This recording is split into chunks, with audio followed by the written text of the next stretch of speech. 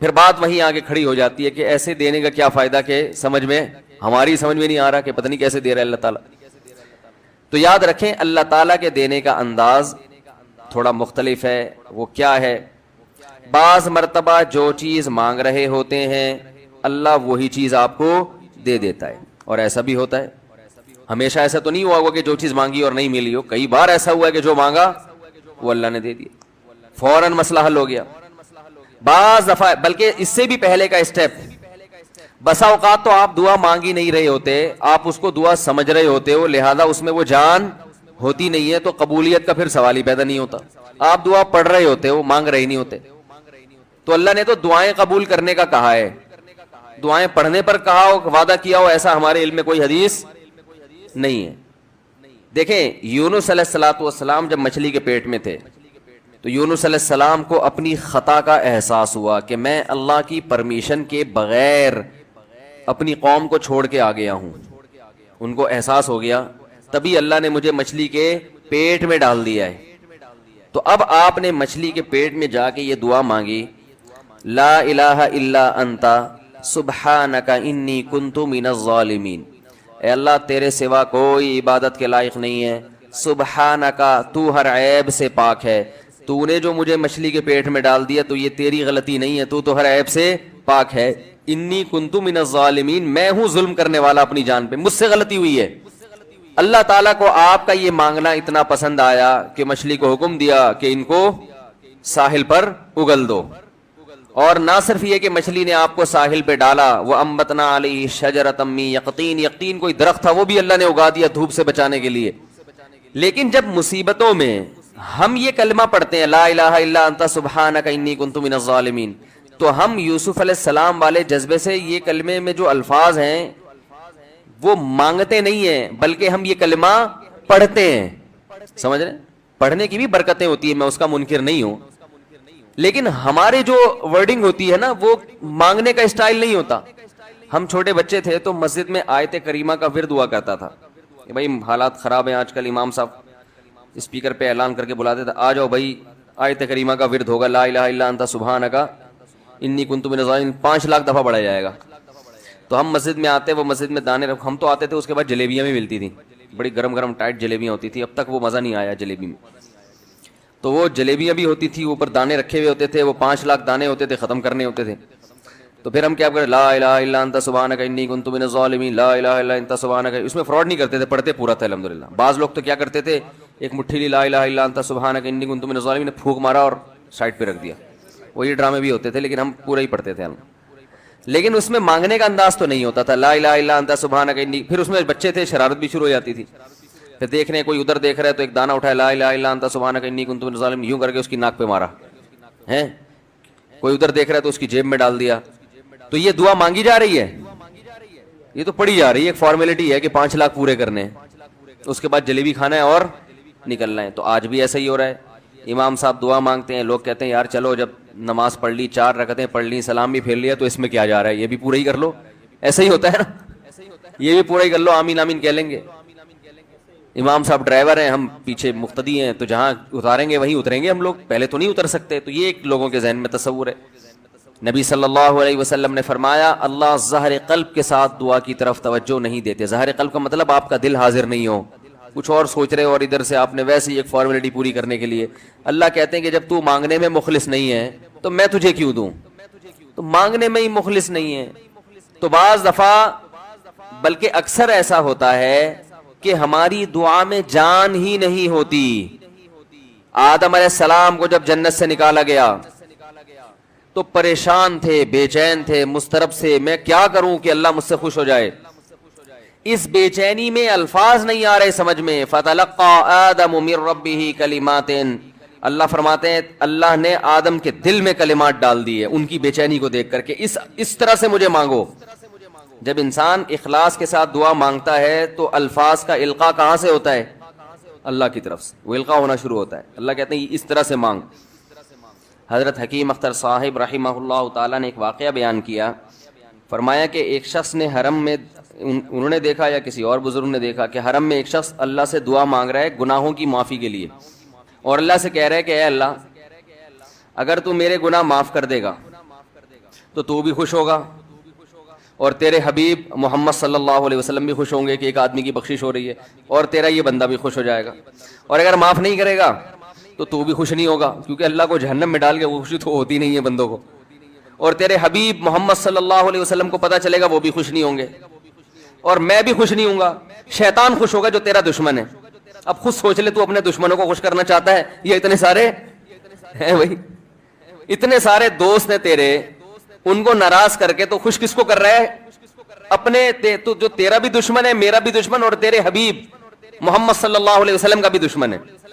تو دیکھو کیسے الفاظ ہیں اس کے. تو ایسا کہ بظاہر بخشش کے علاوہ کا آپشن چھوڑا ہی نہیں. کیا خیال ہے؟ حجاج ابن یوسف بڑا ظالم تھا، بڑا ظالم. موت کا جب وقت آیا، تھے یہ لوگ ایمان والے، چاہے ظالم تھے، بدعمل تھے، لیکن اللہ پر ایمان بہرحال رکھتے تھے. ان کو پتا تھا کہ میں غلط کر رہا ہوں. جب موت کا وقت آیا تو کہنے لگا کہ اے اللہ لوگ کہتے ہیں کہ تو مجھے نہیں بخشے گا، لوگ کہتے ہیں کہ میرے جیسے گناہگار کو تو نہیں بخش سکتا. بڑے عجیب الفاظ ہیں، اللہ کی رحمت کو جوش دلا رہا ہے کہ تو ایسا کر کے دکھا دے، یعنی کچھ ایسا کر کے دکھا دے کہ جو تیرے بارے میں لوگ گمان کر رہے ہیں وہ گمان کیا ہو جائے. یہ بالکل ایسے ہے جیسے کوئی بہت بڑا سیٹ ہو، آپ اس سے بہت زیادہ بڑا قرضہ مانگنے کے لیے جائیں جو کہ عام طور پر نہیں ملتا، لیکن آپ اس کو جوش دلا رہے ہو کہ لوگ کہتے ہیں کہ تو اتنا بڑا قرضہ نہیں دے سکتا، تو آج تو اپنی سخاوت دکھا دے کہ میں اتنا بڑا قرضہ بھی دے سکتا ہوں. تو مرتے ہوئے کیا کہنے لگا کہ اللہ یہ پبلک کہہ رہی ہے کہ تو مجھے نہیں بخش سکتا، یعنی یہ تیری رحمت کو چیلنج کر رہی ہے کہ اتنے بڑے گناہگار کو نہیں بخشے گا اللہ. تو آج کیا کر لے، تو یہ دکھا دے اپنی رحمت سے کہ میں اتنے بڑے گناہگار کو بھی معاف کر سکتا ہوں. اب پتہ نہیں اللہ نے معاف کیا نہیں کیا، وہ تو اللہ کا معاملہ اور حجاج بن یوسف کا معاملہ. لیکن علماء کہتے ہیں یہ اس نے الفاظ بڑے ڈینجرس کہے ہیں مرتے وقت. ڈینجرس کا مطلب یعنی دوسرے معنی میں ایسے ہے کہ اس نے اللہ کی عرش کو ہلا دیا ہوگا. اللہ کو مانگنا اتنا پسند ہے. پہلی بات تو یہ ذہن میں رکھیں کہ اس سے بڑی کوئی عبادت نہیں ہے دعا سے، اور دعا سے مشکل کوئی عبادت نہیں ہے. نماز پڑھنا آسان ہے، زکوٰۃ دینا آسان ہے، روزہ رکھنا بھی آسان. سب سے مشکل کام کیا ہے؟ دعا مانگنا. اسی وجہ سے ہم نے جن لوگوں کو دیکھا کہ وہ واقعی دیندار ہیں، اللہ والے ہیں، ہم نے صرف انہی کو دعائیں مانگتے ہوئے دیکھا ہے. عام لوگوں کو ہم نے دعاؤں کو اتنا فوکس کرتے ہوئے نہیں دیکھا. وہ دوسری چیزوں کو زیادہ فوکس کرتے ہیں، دعاؤں پہ زیادہ زور نہیں ہوتا ان کا. وظیفوں پہ تو ہوگا صبح شام، یہ والا اتنی دفعہ، وہ والا اتنی دفعہ، وہ بھاگ گئی واپس آ جائے اس کے لیے اتنی دفعہ، وہ جا نہیں رہی اس کے لیے اتنی دفعہ. یہ وظیفوں پہ تو ہوگا زور. ایسے ہوتا ہے نا ہاتھ اٹھا کے اللہ سے گڑگڑا کے مانگا جائے، یہ چیزیں کم. میں جب حج پہ گیا تو اپنے شیخ مرشد کے ساتھ تھا. پہلے ہی ہم نے ان کو دیکھا تھا بہت زیادہ دعائیں مانگتے ہیں، وہ بہت زیادہ ان کا دعاؤں میں دل لگتا ہے، بہت دعائیں مانگتے ہیں. تو مجھے کسی نے بتایا کہ یہ جب بیت اللہ کو دیکھتے ہیں تو اتنی لمبی دعا مانگتے ہیں کھڑے کھڑے کہ تم ان کے ساتھ ٹھہر نہیں سکتے. میں نے کہا کیوں نہیں ٹھہر سکتے؟ ہم جوان ہیں، ان کی عمر زیادہ ہو گئی اور ان کو کچھ بیماریاں بھی ہیں. تو میں نے کہا ہو جائے مقابلہ پھر، ٹھیک ہے نا، دیکھتے ہیں کون زیادہ لمبا ٹھہر لیتا ہے. تو جب بیت اللہ پہنچے، ان کی نظر بیت اللہ پہ پڑی، ذرا قریب گئے. یہ جو کہتے ہیں نا بیت اللہ پہ نظر پڑتے ہی وہیں ٹھہر جاؤ شروع ہو جاؤ، ایسا نہیں ہے. بیت اللہ پہ اگر نظر پڑی ہے آپ کی تو کوئی بات نہیں، اور قریب چلے جائیں. کوئی دوسرا عمل کرنے سے پہلے دعا مانگیں. پہلی نظر کا مطلب یہ ہوتا ہے کہ جب نظر پڑی ہے تو اب طواف شروع کرنے سے پہلے یا کوئی دوسرا عمل کرنے سے پہلے آپ جا کے دعا مانگیں. تو وہ دور سے نہیں بلکہ جتنا قریب جا کے مانگیں اتنا زیادہ اچھا. لوگ کیا کرتے ہیں، یوں منہ نیچے کر کے جا رہے ہوتے ہیں کہ پہلی نظر پڑ گئی تو پھر دعا کا موقع نکل جائے گا، تو یوں وہ ٹکرا بھی جاتے ہیں. کچھ نہیں ہوتا، نظر پڑ جائے تو اور تھوڑا قریب جائیں، قریب جا کے دعا مانگیں. تو ان کو ہم نے دیکھا کہ انہوں نے دعا مانگنا شروع کی. میں بھی کھڑا ہو گیا ساتھ میں، ہم نے کہا چلو ہم بھی مانگتے ہیں. تو وہ اتنی دیر تک حالانکہ کمر میں بھی تکلیف، بیماریاں بھی ہیں، شوگر بھی ہے. تو بالآخر میں نے ہتھیار ڈال، میں نے کہا میں اتنی دیر کھڑا نہیں ہو سکتا. اور میں پھر اب بیٹھتے ہوئے شرم بھی آ رہی تھی کہ وہ بولیں کہ میری عمر زیادہ ہے اور یہ دیکھو ابھی جوان، شادیاں تو کرتا رہتا ہے، تو یہ کیا شادیاں کرے گا جو اب کھڑا نہیں ہو سکتا اتنی دیر. تو وہ اتنی دیر ہو گئی تو میں بیٹھ گیا واقعی. تو کئی ایسے ہمارے اکابر گزرے ہیں, بزرگ گزرے ہیں, 1 گھنٹہ 2 گھنٹہ 3 گھنٹہ. مرکز میں, تبلیغی مرکز میں کسی نے بتایا کہ ایک بزرگ کو میں نے دیکھا صبح اشراق کے وقت دعا مانگنا شروع کی ہے اور ظہر کی نماز میں اٹھے. اشراق کے وقت دعا مانگنا شروع کی اور کب اٹھے؟ یہ وہ لوگ تھے جن کا دعاؤں میں دل لگتا تھا. اب بتائیں دعا مشکل عبادت ہے یا نہیں ہے؟ حضرت عمر رضی اللہ تعالی عنہ کا قول ہے, فرماتے ہیں کہ مجھے اس بات کی پرواہ نہیں ہوتی کہ میری دعا قبول ہو رہی ہے کہ نہیں ہو رہی, مجھے اس کی فکر رہتی ہے کہ دعا مانگنے کی توفیق مل رہی ہے کہ نہیں مل رہی. کیونکہ اللہ جب ناراض ہوتا ہے نا کسی سے, مانگنے کی توفیق چھین لیتا ہے اللہ تعالیٰ. اور مانگنے کی توفیق دی ہوئی, اس کا مطلب اگر ناراض ہے بھی تو اتنا زیادہ نہیں ہے, تھوڑا بہت ہے, وہ تلافی چاہتا ہے کہ آپ کر لو. مانگنے کی توفیق ملنا اس کی علامت ہے کہ اللہ اگر ناراض بھی ہے تو بہت زیادہ نہیں روٹھا ہوا, بلکہ اس نے سوری کا آپشن دیا ہوا ہے کہ چلو مانگ کے اپنا منا لو, مجھے کسی بھی طریقے سے راضی کر لو. دعا کا اس قدر فائدہ ہوتا ہے انسان کو, اس قدر فائدہ ہوتا ہے, آپ مانگنا شروع کریں زندگی چینج ہونا شروع ہو جائے گی, آپ کی زندگی میں تبدیلی آنا شروع ہو جائے گی. جتنا تعلق اللہ کے ساتھ دعا کے ذریعے بنتا ہے اتنا تعلق کسی اور چیز سے نہیں بنتا. دیکھو کسی سے دوستی کرنا چاہتے ہو, دوستی کا سب سے بہتر طریقہ کیا ہے؟ اس سے گپ شپ شروع کر دو. یہی طریقہ ہے نا بھائی. آپ کا دوست کون ہے؟ وہ جس سے آپ کی گپ شپ زیادہ ہوتی ہو, اسی سے دوستی ہوگی نا. اب آپ بتا رہے یہ میرا جگری دوست ہے, بہت پرانا دوست ہے. میں پوچھوں گا آپ سے بھائی یہ دوستی کیسے ہوئی؟ یہ دوستی بھائی ایسے ہوئی کہ میں جس کالج میں پڑھتا تھا وہیں یہ بھی یہی پڑھتا تھا, تو کیا کرتے تھے آپس میں, کوئی بات چیت ہوتی تھی؟ بات چیت تو نہیں ہوئی کبھی زندگی میں, تو پھر دوستی کیسے ہو گئی؟ پڑھتے تو بہت سارے لوگ ہیں. دوستی کے لیے سب سے پہلی چیز کیا ہے؟ بات چیت. دعا میں انسان بات چیت شروع کر دیتا ہے کس کے ساتھ؟ اللہ کے ساتھ. تو اللہ اور بندے کا کنیکشن مضبوط ہونا شروع ہو جاتا ہے. اس لیے اہل اللہ کو تو اس کی پرواہ نہیں ہوتی کہ میری دعا قبول ہو بھی رہی ہے کہ نہیں ہو رہی ہے. وہ کہتے ہیں ہمیں مانگنے کی توفیق مل رہی ہے. معذرت کے ساتھ تھوڑی میں ابیوز لینگویج استعمال کرتا ہوں کہ بھاڑ میں جائے قبول ہونا, ٹھیک ہے نا. ہمیں تو اس بادشاہ کے دربار میں ہاتھ پھیلانے کی توفیق مل رہی ہے, بس ہمارے لیے اتنا کافی ہے, تعلق بحال ہے ہمارا اس سے. تو میں یہ عرض کر رہا تھا کہ کبھی ہماری جو دعائیں قبول نہیں ہوتی بسا اوقات اس کی وجہ یہ ہوتی ہے کہ ہمارا وہ عمل دعا ہوتا ہی نہیں ہے. جب دعا ہی نہیں ہوتا تو پھر اس میں قبولیت کہاں سے آ گئی؟ وہ تو ہم پڑھ رہے ہوتے ہیں الفاظ رٹا لگا کے ایک چیز کو, یعنی ایک پڑھنے کے انداز میں ہوتی ہے, وہ اس میں جذبات ہی نہیں ہوتے. جذبات کن لوگوں کے ہوتے ہیں؟ امام بخاری رحمہ اللہ تعالیٰ کی سوانے پڑھیں آپ, بچپن میں نابینا ہو گئے, والدہ تو آپ کو بڑا علم سکھانا چاہتی تھی, پریشان کہ اللہ یہ تو میرا بچہ ہی نابینا ہو گیا.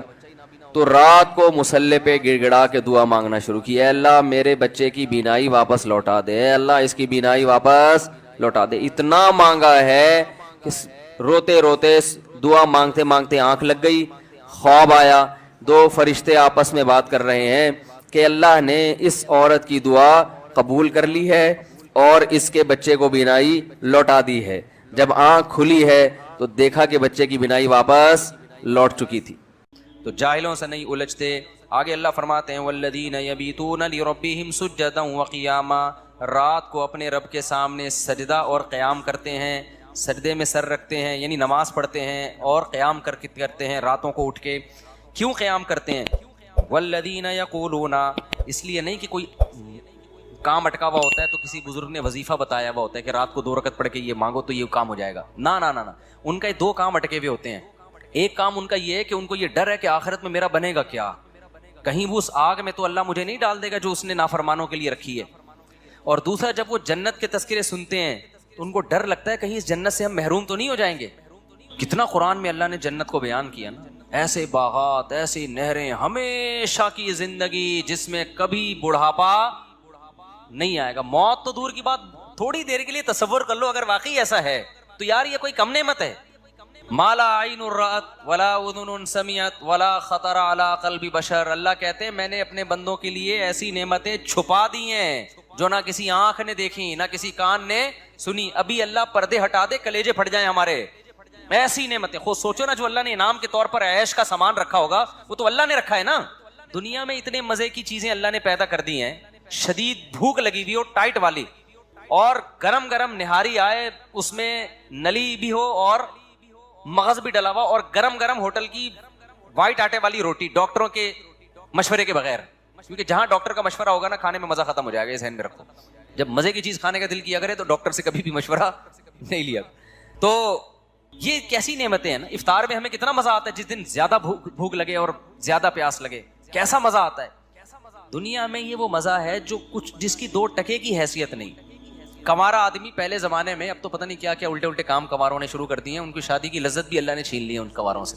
پہلے اتنا کچھ اوٹ پٹانگ دیکھ چکے ہوتے ہیں, ورنہ پہلے زمانے میں, اب بھی بہت سے نیک لوگ بھی ہیں, ایسا نہیں ہے. جب لڑکے کی شادی کا ٹائم آ رہا ہوتا تھا نا, دن گن رہے ہوتے تھے, تاریخیں گن رہے ہوتے تھے, گھنٹے, منٹ, سیکنڈ. کیوں بھائی, ایک بیوی کی نعمت ملنے والی ہے.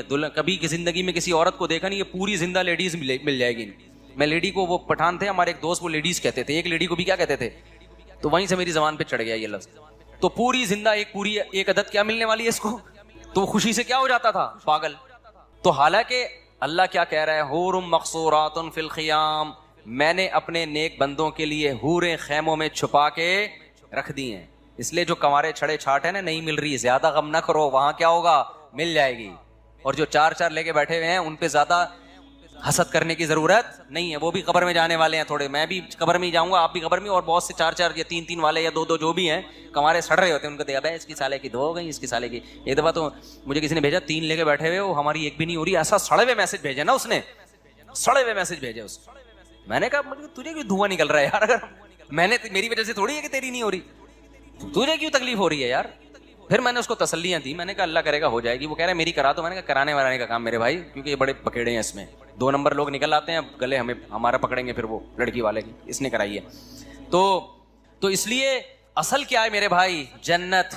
مقصورات فی الخیام, اللہ کہہ رہے ہیں میں نے انا انشأناہن انشاء, میں نے اسی جنت کی مٹی سے ان حوروں کو بنایا ہے. اللہ نے بنایا ہے کس کے لیے, اسپیشل جنتیوں کے لیے جو یہاں قربانیاں دیں گے. فجعلناہن ابکارا, ہمیشہ کے لیے کنواری بنایا اللہ نے ان کو. اور عربا اترابا, ہم عمر میں کیوں, دنیا میں ہم عمر لوگ اس لیے لڑکی تلاش نہیں کرتے کہ ایجڈ ہوتی ہے, تو اس میں لوگوں کا خیال ہے کہ خوبصورتی میں کمی آ گئی ہوگی. لیکن اصل میں جو آپ کے مینٹل لیول کی ہوتی ہے نا بیوی, وہ وہی ہوتی ہے جو آپ کی ایج اور اس کی ایج بولو برابر ہو. تو اس لیے علماء کہتے ہیں کہ جنت کی حور خوبصورت ہوگی, لیکن اس کی جو مینٹل لیول ہے نا وہ آپ کے, تاکہ آپ کو اس سے بات چیت میں, گپ شپ میں لطف آئے, مزہ آئے, ذہین ہوگی. تو کیسا اللہ نے انتظام کیا اپنے نیک بندوں کے لیے بھائی. یا تو یہ اللہ کے سیاسی وعدے ہیں, تو پھر سر پہ ٹوپی پہننے کی بھی کیا ضرورت ہے یار, کیا خیال ہے. پھر یہ کپڑوں کے تکلف کی بھی ضرورت نہیں ہے. امریکہ میں ایسے علاقے ہیں جہاں لوگ کپڑے ہی نہیں پہنتے, کہتے ہیں خام خامے بلا وجہ ناڑا باندھو, بیلٹ باندھو, کیا ضرورت ہے یار, ایسے انجوائے کرو, بالکل ہی آزاد ہو جاؤ. کیا خیال ہے. وہ شراب پیتے ہیں, وہ زنا کرتے ہیں, وہ سود کھاتے ہیں. دنیا میں ایسے لوگ بھی گزرے جنہوں نے 100 انسانوں کو قتل کیا.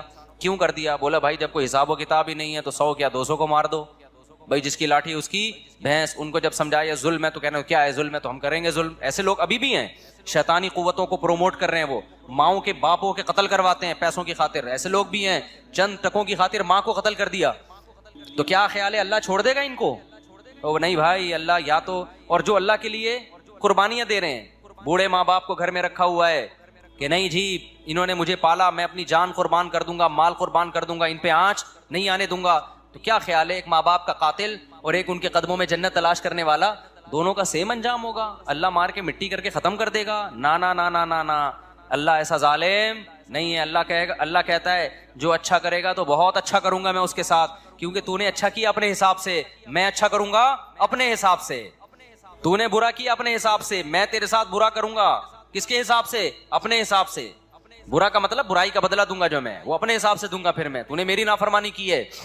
دنیا میں جب آپ ایک قتل کرتے ہیں, دنیا میں سزا کیا ملتی ہے؟ پھانسی پہ لٹکا دیں گے آپ کو. اللہ کہتے ہیں دنیا کی سزائے بغیر توبہ کے آ گیا تو اس قتل کی سزا میں تجھے جہنم کی آگ دوں گا, کیونکہ تو نے ایک انسانی جان کو قتل کر کے صرف انسان کا نقصان نہیں پہنچایا, میرے حکم کی دھجیاں اڑائی ہیں تو نے. تو ایک سزا الگ سے ہوگی کہ خدا کا حکم کیوں توڑا ہے. جہنم میں جو جائے گا قتل کی وجہ سے نہیں, بلکہ خدا کے حکم کو توڑنے کی وجہ سے, کہ گاڈ کے حکم کو جس نے تجھے کھلایا پلایا, اللہ کے حکم کو توڑا ہے تو نے. تو میرے بھائی جب اللہ کی سزا بہت سخت ہے تو یہ کیسے ہو سکتا ہے جو اتنی سخت سزائیں دے رہا ہو نیک لوگوں کو بدلہ تھوڑا سا دے رہا ہو؟ یہ تو عجیب سی بات ہو گئی نا. بے مجھے ایک بات بتاؤ, ایک آدمی بڑا مشہور ہے جی علاقے میں, نیا ایس ایچ او آیا اور نیا ڈی ایس پی صاحب کوئی آ گئے اور بڑے ظالم قسم کے انہوں نے کیا کیا کہ جی, یا کوئی گورنمنٹ آ گئی فرض کرو, بڑی خطرناک قسم کی گورنمنٹ آئی ہے, ایک آدمی مسجد سے چپل چوری کر کے بھاگا, گورنمنٹ نے کیا کیا, پھانسی کے پھندے پہ لٹکا دیا اس کو. لوگ کہیں گے سر آپ تو بڑے ظالم ہو. کہیں نہیں بھائی, ہم نے ملک سے جو ہے نا جرم کو ختم کرنا ہے, ایک چپل بھی کوئی چرائے گا ٹھا گردن اڑا دیں گے. ایک آدمی نے کیا کیا, ملک کے لیے قربانی دی, جنگ میں لڑا, بڑا زبردست, جان بس بچ گئی, اس کو انعام میں 5 روپے دے دیے وزیر اعظم نے یا صدر مملکت نے. کہیں گے حضرت اس نے اتنی بڑی, اس نے ایٹم بم بنایا, اس نے یہ کیا, اس نے وہ کیا, جس نے چپل چرائی تھی اس کو تو پھانسی پہ لٹکا دیا, اور جس نے اتنی بڑی بڑی قربانیاں دیں اس کو کیا پکڑائے جا رہے ہیں, 5 روپے. کہے گا بھائی میں جرم کو روکنا چاہتا ہوں. تو ہم کہیں گے حضرت یہ آپ کی طبیعت میں نا بیلنس نہیں. اگر آپ چپل چوری کرنے والے کو پھانسی کے پھندے پہ لٹکاتے تو ہمیں تو وہ بھی برا لگا تھا, لیکن ہم نے سوچا کہ شاید جرم کے خلاف نا آپ کے دل میں نفرت بہت ہے. تو جس کے دل میں جرم کے خلاف نفرت بہت ہوتی ہے نا, اس کے دل میں اچھائی کی محبت بھی اسی حساب سے بولو بہت ہوتی ہے. ایک باپ چھوٹی سی غلطی پر اپنے بچے کو پکڑ کے کوڑ دیتا ہے اور کہتا ہے میں اس کی تربیت کرنا چاہ رہا ہوں, تو اگر تھوڑی سی اچھائی پر نوازتا بھی بہت ہے, پھر ہم کہیں گے واقعی آپ کیا ہیں, واقعی بھائی آپ چاہ رہے ہیں کہ آپ کے بچے کی اچھی تربیت ہو. جب وہ اچھے کام کر رہے ہیں تو اس کو اپریشیٹ ذرا بھی نہیں کر رہے, برے کاموں پہ طبیعت سے دھنائیاں لگ رہی ہیں, اس کا مطلب تو جلاد ہے بھائی, تو اپنی ٹھڑک نکال رہا ہے, تجھے برائی سے نفرت نہیں ہے. تو جب اللہ نافرمانوں کو سزا ایسی سخت دے گا, جہنم کی آگ میں ڈالے گا, تو وہ تو غفور الرحیم ہے بھائی, وہ تو جواد کریم ہے. وہ سوچو جو نیک لوگ ہیں ان کو بدلہ کیسا خاندانی دے گا پھر, نہیں ہے بات. جبکہ وہ کہہ رہا ہے برائی میں ایک برائی پہ ایک جرم لکھا جائے گا, جبکہ نیکی میں ایک نیکی پہ کیا لکھا جائے گا, 10 نیکیاں لکھی جائیں گی. تو اس لیے جنت کا ہم تصور کرتے کرتے جہاں تک پہنچتے ہیں نا, جنت اس سے بھی اوپر کی چیز ہے. اس لیے ٹینشن نہ لیا کرو, صحیح ہے نا, کہ بے روزگاری ہے, بیگم نہیں ملی, صحیح آڑی ترچی مل گئی, ملی نہیں اس کو, اتنی مل گئی, ہمیں ایک بھی نہیں ملی. جس کو ملی ہیں وہ بھی اللہ کا شکر ادا کرے, کیا خیال ہے, اس کو بھی اگر کبھی خدا نہ خواستہ اللہ نہ کرے کبھی کسی قسم کی, وہ تو ہونی نہیں چاہیے, لیکن کبھی ہو گئی تو وہ کیا کرے, وہ بھی اللہ کا شکر ادا کرے. دنیا میں ٹینشن فری تو کوئی بھی نہیں ہوتا بھائی, تو اس کو یہ ٹینشن ہوگی, چھوڑو زیادہ آگے نہیں جاتے ہیں. تو لیکن مسئلہ کیا ہے, اصل کیا ہے میرے بھائی, آخرت ہے. تو یہ 2 ٹکے کی حیثیت ہے اس دنیا کی, کچھ بھی نہیں ہے. اور تھوڑے دنوں میں بڈھے ویسے ہی ہو جانا ہے, تھوڑے دنوں میں کیا ہو جانا ہے, بڈھے ہو جانا ہے. پھر گھٹنے میں درد ہوگا, پھر کمر میں درد ہوگا, پھر یہاں درد ہوگا, پھر دانت, پہلے بال گریں گے, پہلے تو کوشش کرے گا بال سفید کیوں ہو رہے ہیں, تھوڑے دنوں میں ہوگا یار چلو ہو رہے ہیں, ہوں تو نا, بال تو ہوں, بال ہی مارکیٹ سے کیا ہو رہے ہیں, شارٹ ہو رہے ہیں. پھر وہ لگوا لے گا بال, تو ڈاکٹر کہے گا کہاں کے بال لگاؤں, کہیں بھی نہیں ہے, کسی اور کے تھوڑی لگیں گے, چلو یہاں کے لے کے یہاں لگا دی, اب تو یہاں بھی نہیں رہے, یہاں کیا لگے گا, اگر یہاں کے یہاں لگا, وہ ڈونر یہ بال ہوتے ہیں نا, یہاں کے لے کے یہاں ڈاکٹر لگا دیتے ہیں, تو یہاں ہونا تو ایک وقت آتا ہے یہاں بھی کیا ہو جاتے ہیں. اب کہاں کے بال لیں بھائی, تو کیا باتیں کر رہا ہے, وسیم سے لے لیں بال, کیا بھینس کے بال لگا دیں. پھر بالوں کا مسئلہ ختم ہوگا, کڈنی کا مسئلہ کھڑا ہو جائے گا. ابے بال گئے تیل لینے, یار ڈائلسس پہ آیا ہوا ہوں یار, مولوی صاحب دعا کرو میرے سر پہ بال نکلیں یا نہ نکلیں, میرے گردے خدا کا 4 شادیاں گئیں تیل لینے, سمجھ میں آ رہی ہے بات, 3 شادیاں 4 شادیاں کہاں گئیں, تیل لینے, میرے گردے کا بڑا مسئلہ چل رہا ہے آج کل. جب گردے ٹھیک ہوں گے یا نہیں ہوں گے وہ تو اللہ ہی جانتا ہے, اتنے میں پتہ چلے گا یہ فیٹی لیور ہے, آپ کے جگر میں چربی بہت چڑھ گئی, چربی چڑھ گئی ہے. تو کیا کھائیں ڈاکٹر صاحب, ڈاکٹر کہیں گے آپ تربوز کھایا کریں, خالی کیا کھایا کریں, تربوز کھایا کریں. یہ جو بھی ڈاکٹر کھلائیں وہ تو ڈاکٹر کو پتہ ہے, سارے مزے چھوڑ گئے, پھر فیٹی لیور, پھر فلانا, پھر گھٹنوں کا مسئلہ. یار کتنا لڑو گے موت سے, آپ نے بڑا زبردست لائف اسٹائل, جم, گھڑ سواری, سوئمنگ, سب کچھ کر کے دیکھ لیا, تو کب تک چھپو گے پیڑوں کی آڑ میں, کبھی تو ملو گے لنڈا بازار میں. موت کا فرشتہ کہے گا کتنا بھاگے گا, کتنا بھاگے گا, آئے گا کہاں, میرے پاس ہی آئے گا, میں ریسیو کرنے تھوڑے دنوں میں تجھے آ رہا ہوں. 80 سال نکال لے گا, 50, انگریزوں سے اچھی تھوڑی صحت ہو سکتی ہے, وہ بھی 90 تک وہ بھی نہیں پہنچتے, 80 میں ہے کتنے دن ایسے ٹھک ٹھک ٹھک کر کے ٹائم گزرتا ہے. اور اس میں آخری 20-30 سال تو ویسے ہی بڑھاپے کھانسنے کے بھی ہیں, اس میں وہ کوئی کسی کام کے نہیں ہے, وہ بس ثواب حاصل, وہ بھی جب مسجد میں دل لگتا ہو, ورنہ مسجد میں دل نہیں لگے گا تو وہ بھی PUBG کھیل کے گزارے گا بڑھاپے میں, وہ بھی برباد.